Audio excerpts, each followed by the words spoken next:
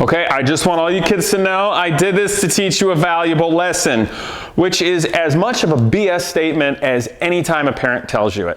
They just screwed up.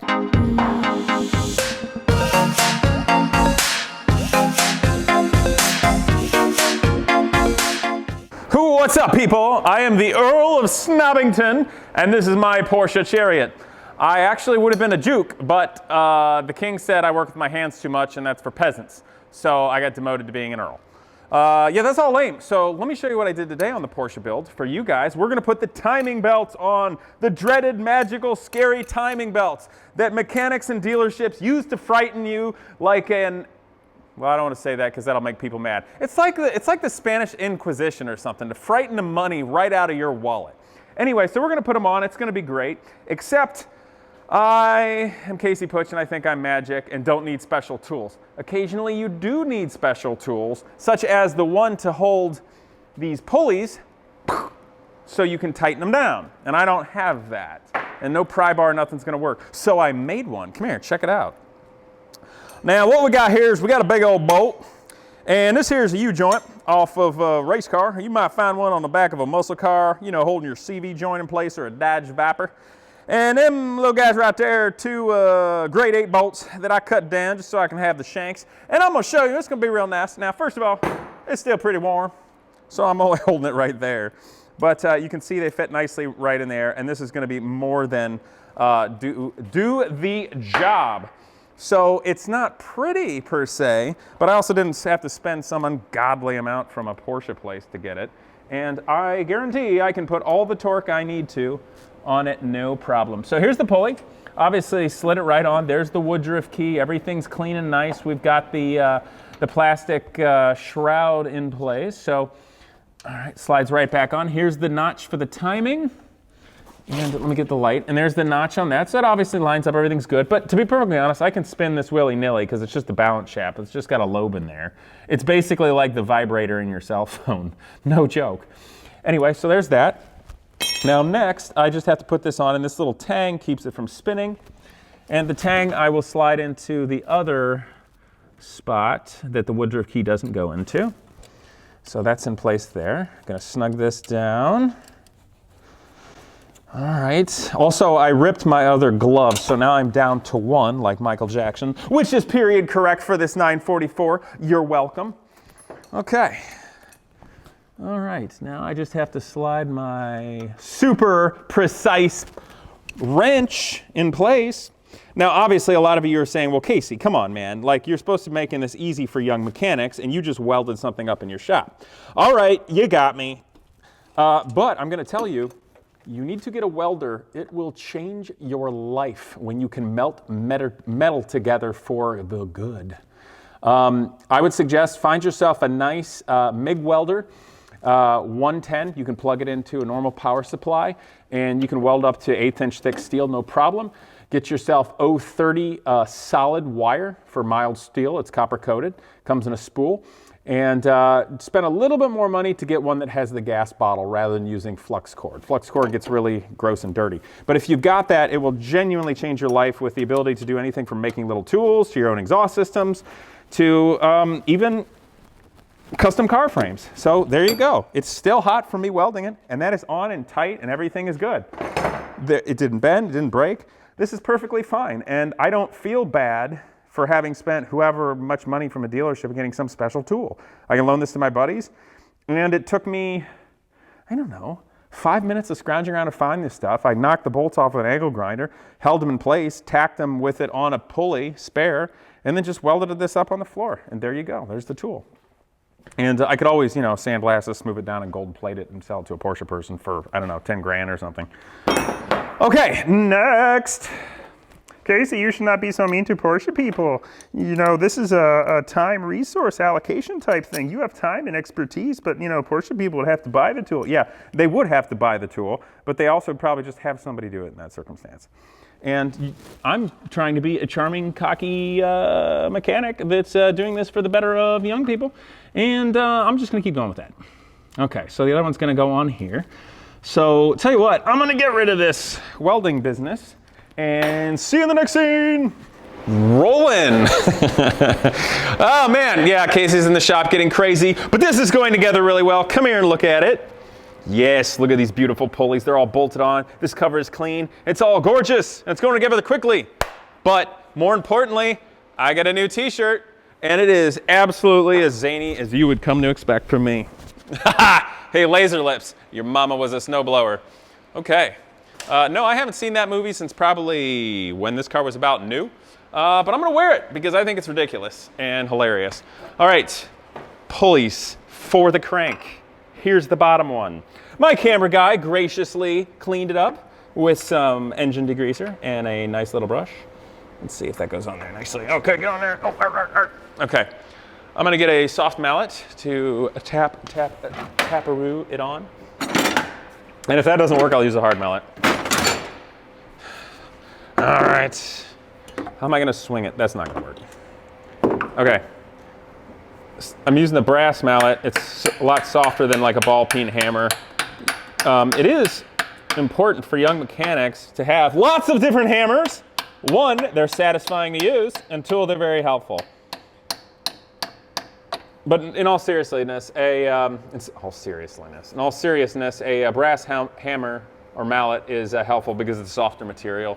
You won't ding things up quite as much, and by nature of the collision, it sort of transmits the energy better into the thing in some ways rather than the more elastic collision of like a ball peen hammer. So I'm just very, very gently tapping this with the side just until it seats. I don't have to be a freak. I'm not, dinging up the teeth or anything like that. So just keep it in mind. Okay, so the next pulley, hoo-ha! Yes, it is time to put this on. Hooray. So Johnny 5, that was a weird movie, if anybody watched that as a kid.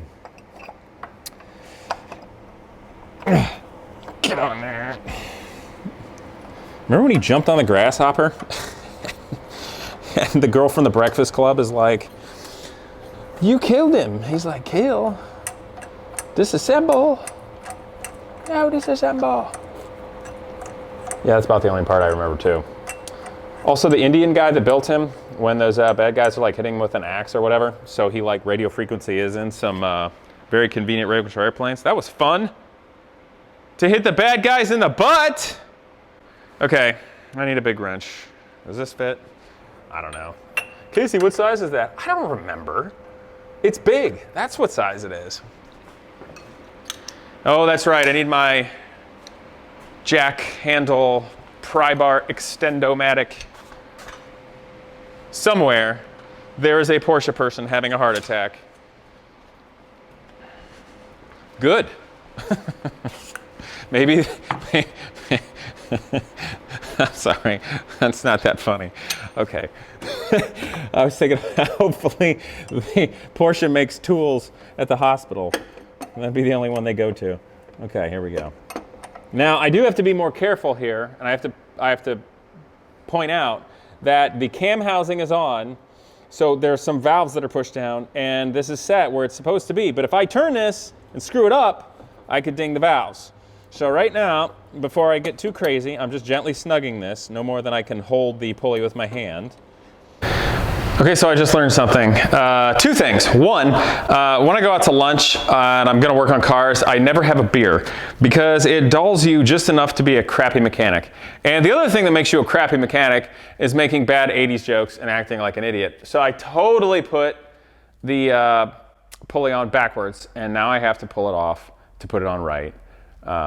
Because I took everything for granted and basically that I was super cool and just did it. So learn from my mistakes, people. You can have fun, but know when to draw the line.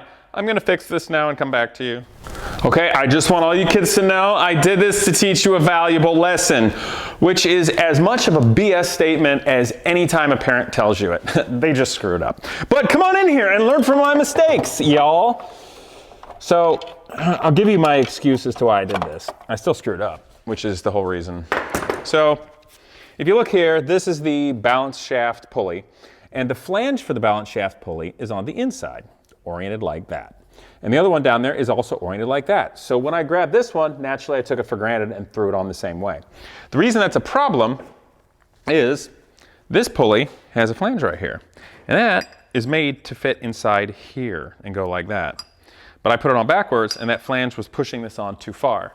Now, I noticed that something was amiss. You heard me go, wait a minute, it's sticking. And then what that was doing was drawing the crankshaft in. And I smushed it against the thrust washer and hope I didn't screw up the thrust washer internally. So when you are doing things like this, you can get away with screwing up if you're smart enough to know you're screwing up when you do it quickly, okay? So if something is not going in well or not threading that well, don't hoss it down like an idiot, okay? If it's when you start hossing it down like an idiot that you get into a point of no return. Fortunately, I don't believe I hit that point. So let me take a look at this and we'll put it on the right way. All right, fixing your sins, Casey. Get on there. Okay. Camera guy, what did you do with it? Where did it go? Oh, here it is. Duh. All right. So I'm just gonna get snug down and make sure everything's going well with this. And also I gotta remember, don't turn it because I don't wanna bang valves.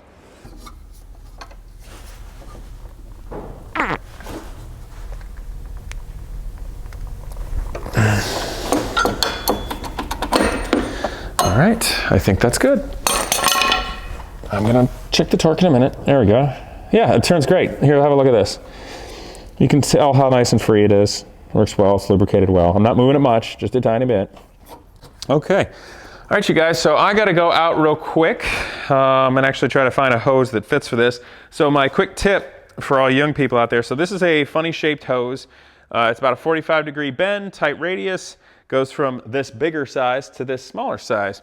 And it's important here from the this tube, this coolant tube, presumably for the heater, it goes down to the water pump. Now it's torn. I'm sure I can get this from Porsche, and I'm sure it may or may not cost a lot of money. But my trick is to talk nicely to the guys at an auto parts store that have a brain and don't just treat you like you're in a crappy corporate bureaucracy and say, hey, I need to walk back and try to find something that fits this. And what you do is you go in the back and you look through all those cockamamie radiator hoses and heater hoses of different sizes, and you just get good at looking at the spatial reasoning and you can find something that works. If it's close, they're flexible and whatnot, and usually all the funky bends I've had to have for race cars, vintage cars, or you know, just custom builds, I just found a shape that I thought would work in the back of an auto parts store. So, hot tip! All right, you guys, so I'm back. I wasn't that successful at the local auto parts store, but believe it or not, they were able to order me literally that hose, an oil filter, and while I was at it, I got spark plug wires in the cap and rotor, and they're gonna be just fine. I'll have it on Saturday. So that's kind of nice. You can still get things locally, you just might have to order it and take a little bit of time. You know, in doing this build, of course, there's places that can supply you with everything. I'm sure Porsche parts places and such, and frankly, they probably have pretty good prices. But I did this on purpose without thinking about it, putting that much effort in, because I really wanted to show you all how you can do this successfully, reasonably at home. So I've got my timing belt here. I actually originally bought those timing belts there from the local auto parts store, but then when I ordered the kit and decided to get a new pump and all the pulleys, it came with some here. So I'm gonna use the Continental ones. Just a little more comfort level. I'm sure the other ones will be just fine, but why not use these? I can always take the local auto parts store ones back. So it's also a financial decision. So first thing I'm gonna do, I got the crank to its proper position. I've got to work this down to the crankshaft pulley. Let's see if I actually know what I'm doing putting this on the right order. A couple of these pulleys for the idler here, which gets very little wear and effort, it just keeps this from banging around, is actually a polymer. And then this one, which is the tensioner for the balance shaft belt, is also a polymer, which honestly, I'm not that keen of. I'd rather it be metal. But what was on here was also a polymer, and it did just fine. And manufacturers are cheaping out nowadays on things. But at the same time too, they don't want your crap blowing up. So it's probably not gonna suck. But at the same time too, they don't care and they wanna make a high profit margin. So you gotta know. You can get There we go. You can get all, I'm just turning this slightly using the old belt. Get that lined up right. That's kind of tricky to do it that way. Let's see if I can do this without jacking it up. Come on. Ta-da, okay. Just getting it right on. If you got all your marks right on, you don't want one being a little off. So what I'm going to try to do is I got this down here attached to the crankshaft pulley really nicely. It's pushed in and all right. What I'm going to do is I'm going to stretch it more on this back side, and I'm going to try to work this on first right here, because that constrains your belt spacing, okay? And if you got that snug, then you know your timing is going to be right on. Worst comes to worst, you'll be off by 1 tooth. So the engine timing belt is now on, and I am rather certain that the timing is going to be right. So see how this is a little bit snug right here? So that's pretty good. And here is the idler pulley, if you guys remember that, right here. Now, something that's interesting, which was updated, and I don't recall the exact year range of these, and it looks like this one was modified for it, but at some point they put on this sort of guide ramp or protective thing, because if you notice, the timing belt for the motor comes very close to having the teeth bang into each other right here where the timing belt drives the water pump. And so this beautiful chrome piece is made to slip in between the two and protect it so that the timing belt cannot vibrate or and hit itself, especially when it's cold, because these do tighten up as the car gets warm. The aluminum of the engine expands, of course, and when the engine expands, it makes the timing belt be tighter, because the timing belt, of course, goes on the, that's not right, what am I thinking? It's probably 13 millimeters, or 10, I don't know. No, it's 10. Wake up, Casey. So, yeah, that's a neat little thing, and that was an update. I'm thinking that was probably around 84, 85. And this car was clearly serviced in the past. It had a new water pump that had the update, kind of the block off for the turbo. Where is it? I'm using it as ballast now, down here. And it already had that update with the little guide plate. As you can see, here's the old one right here. And the other reason I know it's been updated is because this original housing was cut out so that this could be put on. And I could see how that was hand cut out rather than a factory sort of a job. I could be wrong. Maybe it was just made to be a little bigger or something. But I'm just hand torquing these, not getting crazy, just so it's nice and snug. But, you know, I'm feeling really good about that. That looks really great. Now, right here, this is the tensioner, and it's eccentric. And when I mean eccentric, I mean like it's not centered. I don't mean eccentric like yours truly. Boy, that just, something seems wrong about this. I don't think that's the right one. I gotta look this up. Yeah, okay, there's gotta be another one. That's not right at all. Jeez. Yeah, okay, good. This is, remember I told you earlier, you can start screwing up, but you at least have to be good enough to know you're screwing up when you do it. Yeah, that doesn't go there. I'm an idiot. And the reason I think that made no sense is because it doesn't make any sense. And now I'm really questioning the intelligence of doing this YouTube video, because everybody's really like, wow, Casey is a garbage mechanic. Again, I'm doing this purposely with no manual, kind of haphazardly, because I want to show that it's not that rocket science magic. And if you just put a little bit of effort in, it's not that hard. But don't be a yokel like me and throw this together. Where in the heck does that go? All right, you guys. So I came to my senses and looked at a picture. Anyway, so yeah, this makes sense. You got to have a tooth one. As an example, the reason why I knew I had to stop when I started doing this, I'm like, that's not right, is you're not going to have a round pulley have teeth go on it really tightly. That's just jank. I mean, if you need a kind of like redneck fix to get your race car on the track for 5 seconds, okay, great. But not for a production car. It's going to last hundreds of thousands of miles. So this is the proper one. Also, you have to be mindful because these two eccentrics are very similar. However, this one is narrower, this one is wider, and one has the flange on one side. And if you notice, that will match up with regard to how wide these belts are. The narrower one is for the balance shafts. The wider one is for the heavier duty one, which of course is the cam. So now, someone was very smart last time and mentioned that there should not be a washer on this guy right here as a spacer like it was before. I'm going to remove that washer for right now because it frankly doesn't look like it should go there. And get this pulley in place real quick. It's going to take me a hot second to see if I can get it over the flange nicely or not. Might have to pop the belt off again. Why don't you come over here so you can actually see. I'll try to get over.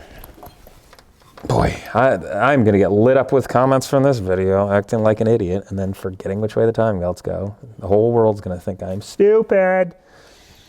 Okay, now I need something to gently pry with. Now notice I said gently. You don't want anything sharp. I'm literally just doing this to hold it, kind of like a, what do you call those things? The things a gentleman uses to put his shoes on. A shoehorn. Yeah, that's it. Okay, now where's my nut and washer for that? Here they are, hooray. Okay, so that is the correct one. And that washer is not appropriate, should not be there. I'm already pretty certain of that. So here we are. Now, this is where you need that thin wrench. See, you can turn this eccentric and that's how you tension it. This is an Earle 944.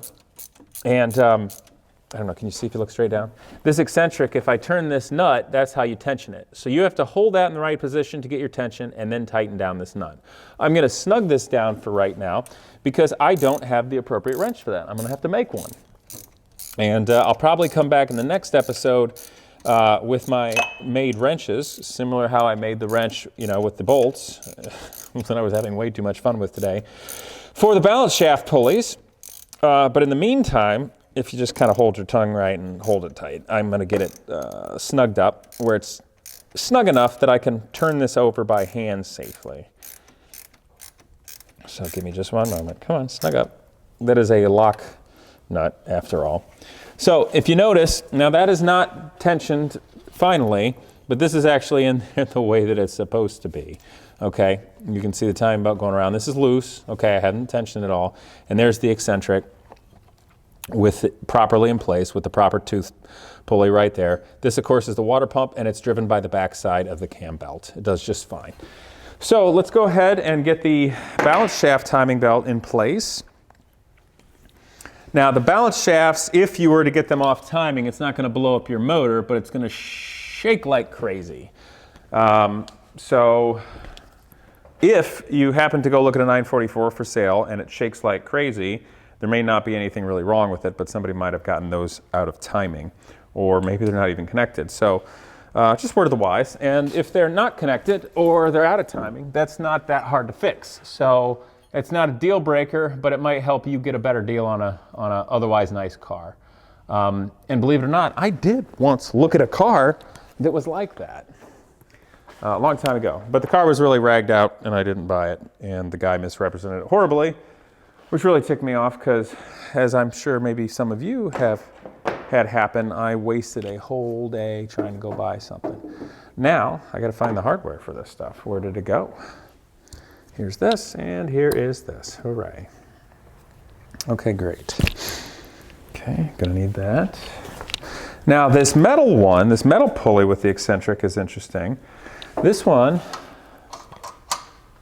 where does that punk go? That goes here, I do believe.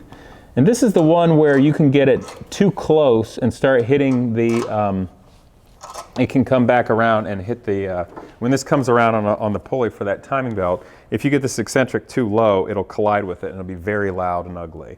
So that's an example right there. Now the reason why this one's metal and not, just this, polymer type material here is because this is going to get beat up more if it was polymer. So it's important. It's just a note. Okay, that's not the right size. Probably should have a socket for that. Yeah, I'm gonna get a socket for that. Okay. All right, I'm gonna put that one on last because that one's not necessary to time it. This guy is. Now the reason why the edge is on this side is because you kind of have to slide it on like this. If it was on the other side, it would be, it'd be really tricky to put that in. So let's see if I, okay, that's not the new belt. Get the new belt. Let's see if I can remember how to do this right. Also, I'm going to look at my belt here real quick, just because I'm kind of being OCD. I'm going to try to orient this with the letters and everything going the same way. I don't believe they're directional at all.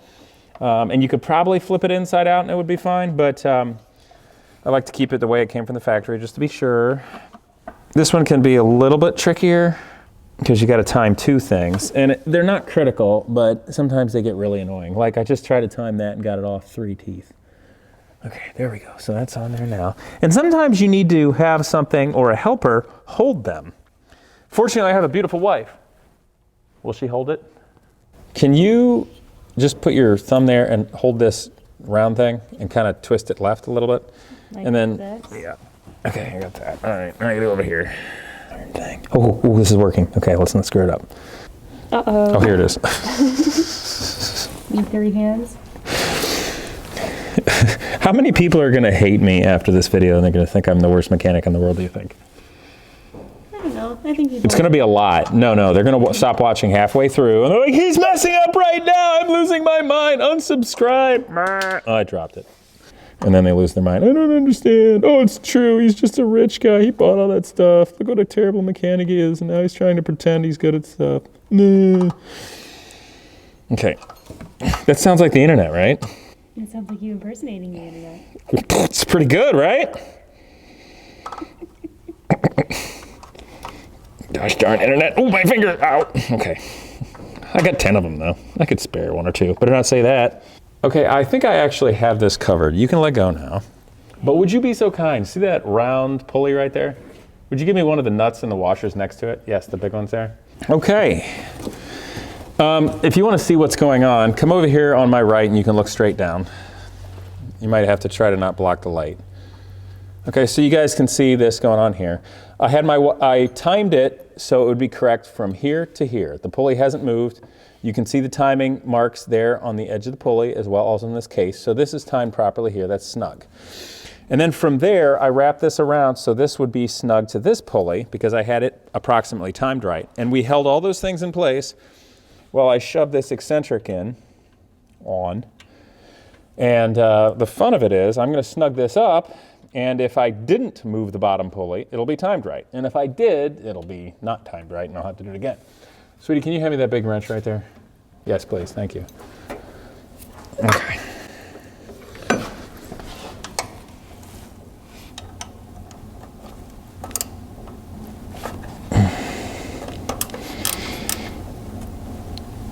Okay, now I don't have the big wrench. I'm gonna have to make one.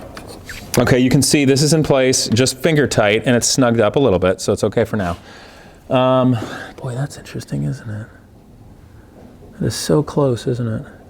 It's just a notice, it is fascinating how close this belt gets to touching the water pump pulley. I mean, it's just off by a little bit. And frankly, when you're revving it and it's vibrating, it'll probably rub it a little bit. But, you know, the funny thing is, if you ever have studied like high-speed camera, micro stuff of an engine, a crankshaft in an engine, if you look at it like microscopically, like super high speed, ends up looking like a wet noodle going through the motions. And a harmonic dampener on the front of an engine, the reason they're there and important is because it dampens those crazy oscillations and turning the crankshaft into a wet noodle. So I know you think all this metal is very rock solid and awesome, but it grows and moves and vibrates and does all kinds of horrific things, and things spin and vibrate that you wouldn't think of. But that's kind of what makes engines interesting.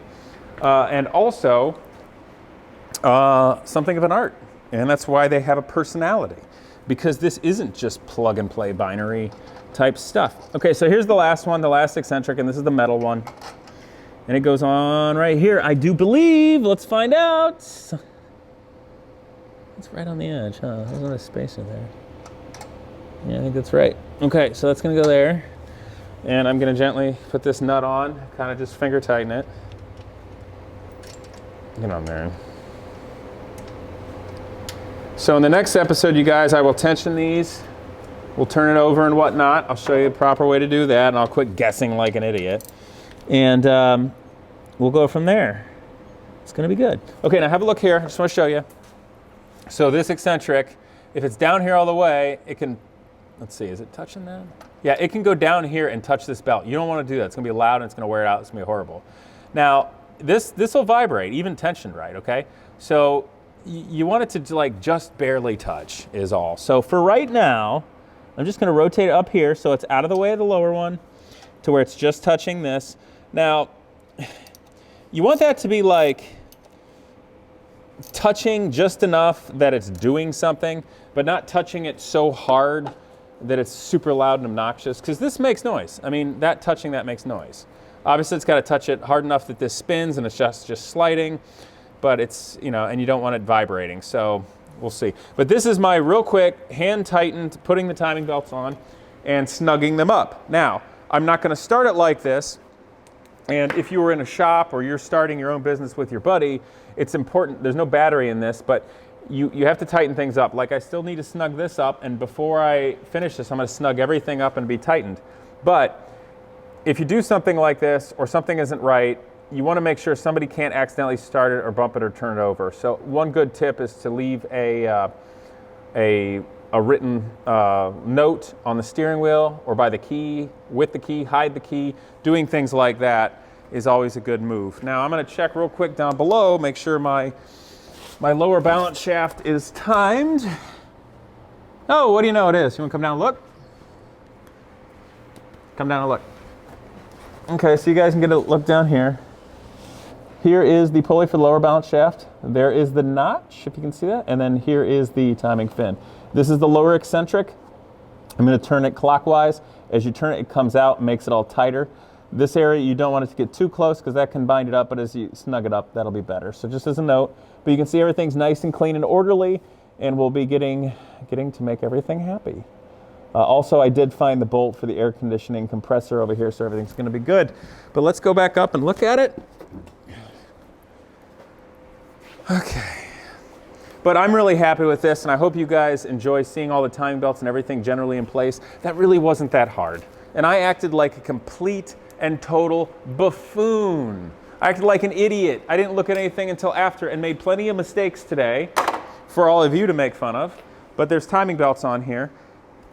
And this engine's going to be just fine and run really well. And I also went ahead and I got better fitting spark plug wires coming and new spark plugs and a cap and rotor. Because this is going to be a really nice car. And, you know, I've put this work and time into it. I know it's going to be nice. I'm going to be able to be really confident in driving it. And it may not have all the creature comforts in the world. It may not be the fastest car in the world. But it's got a lot of charm. It's good looking. And pretty soon I'll be able to drive it all around the country and be confident in it. And I still have very little money in this car. And it's just really going to be, well, something I'll be able to take a lot of personal enjoyment and pride in. And of course, I make fun of the Porsche snobs always, and they deserve to be made fun of.